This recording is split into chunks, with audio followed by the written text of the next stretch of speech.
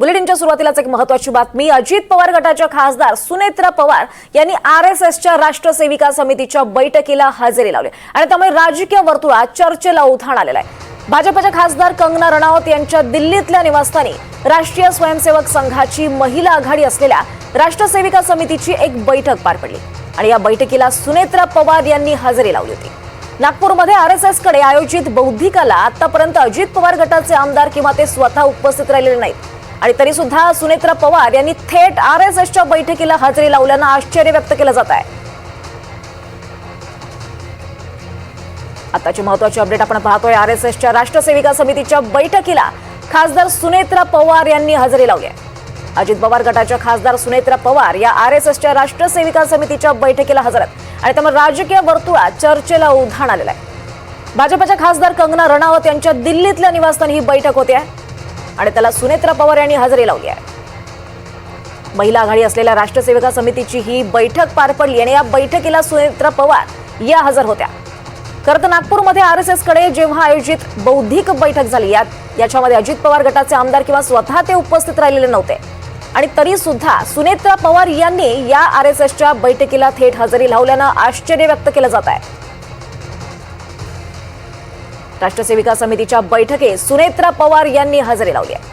अधिक माहिती घेऊयात आमचे प्रतिनिधी रामराजे शिंदेकडून। रामराजे, अतिशय महत्त्वाची अपडेट, सुनेत्रा पवार यांच्या आरएसएसच्या सेविका समितीच्या बैठकीला हजेरी।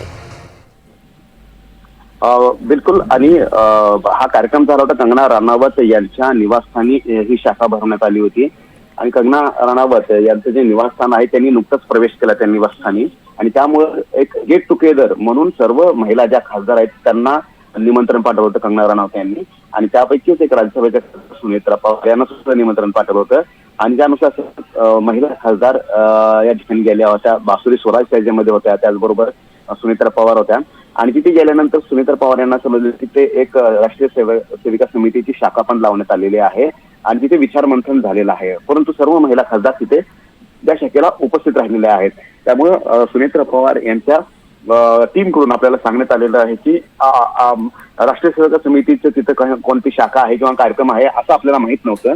मात्र आपण कंगना रनौत यांच्या निवासस्थानी गेलो होतो कारण त्यांनी बोलवलं होतं म्हणून, निमंत्रण पाठवलं होतं म्हणून, पण तिथे अशा प्रकारची शाखा आहे असं आपल्याला माहित नव्हतं। अशा पद्धतीचं स्पष्टीकरण जे आहे ते सुनेत्रा पवार यांच्या टीम कडून देण्यात आलेलं आहे। त्यामुळे तिथे गेल्यानंतर कळालं की अशा प्रकारचा पण कार्यक्रम आहे आणि त्यामध्ये सर्व महिला सहभागी झाल्या होत्या म्हणून आपण पण सहभागी झाल्याचं त्यांनी सांगितलेलं आहे आणि म्हणूनच या संपूर्ण म्हणजे राष्ट्रीय समितीच्या या कार्यक्रमाकडे आणि त्याचबरोबर कंगना रनौत यांना शुभेच्छा देण्यासाठी आणि त्याचबरोबर सहज भेट घेण्यासाठी ही शुभेच्छुक भेट होती अशा प्रकारचं सुद्धा स्पष्टीकरण देण्यात आलेलं आहे। त्यावर आता अजित पवार यांनी सुद्धा उत्तर देण्याचं टाळलेलं आहे। त्यामुळं एकीकडे आपल्याला माहिती आहे की विधानसभेला पण जो अजेंडा घेतला होता भाजपनं आणि संघानं, तर त्या अजेंड्याच्या विपरीत भूमिका जी आहे ती राष्ट्रवादी काँग्रेस अजित पवार यांच्याकडून घेण्यात आली होती आणि त्यानंतर वारंवार फारकत जी आहे ती घेण्यात आली होती।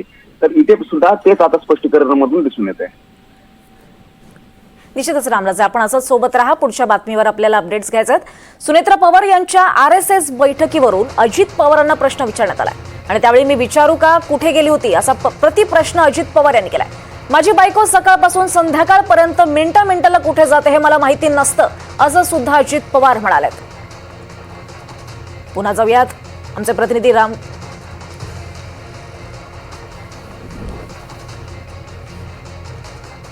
तर यावर अजित पवार नेमकं काय म्हणाले होते आपण पाहूयात।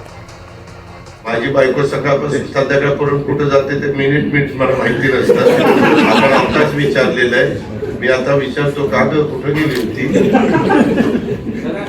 काय गरज ना मला, म्हणजे कधी कधी तुमचा अधिकार आहे परंतु काय आपण प्रश्न विचारावेत। अजित पवार आलाय तिथं वर्ध्यामध्ये, आपल्या वर्ध्याच्या फायद्याचं काय विचारायचं ते दिलं सोडून, तर कुठं ब्रेकिंग न्यूज काय देता येईल आणि त्याच्यात मग अजित पवार काय म्हणे आणि मग ते अजित पवार काय म्हणले आणि मग अमुक काय म्हणलं, आता माझं दाखवतील अजित पवार असं म्हणले, मग तुमचं काय म्हणलं, मग त्याचं दाखवतील, काय चाललंय।